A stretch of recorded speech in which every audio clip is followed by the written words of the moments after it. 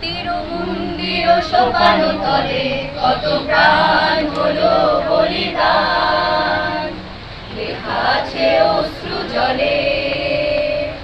মুক্তির মন্দির সোপান তলে কত প্রাণ হলো বলিদান, লেখা আছে অশ্রু জলে।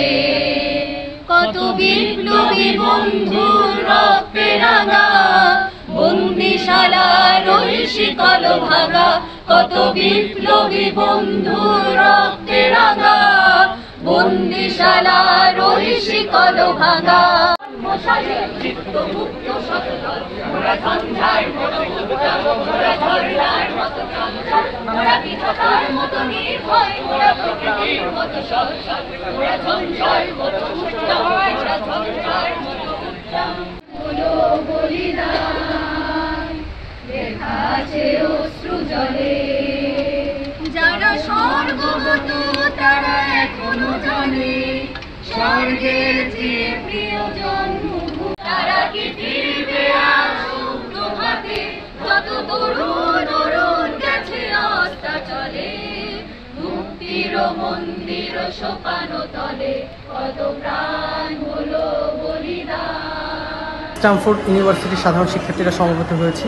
আমরা গভীরভাবে শোকাহত।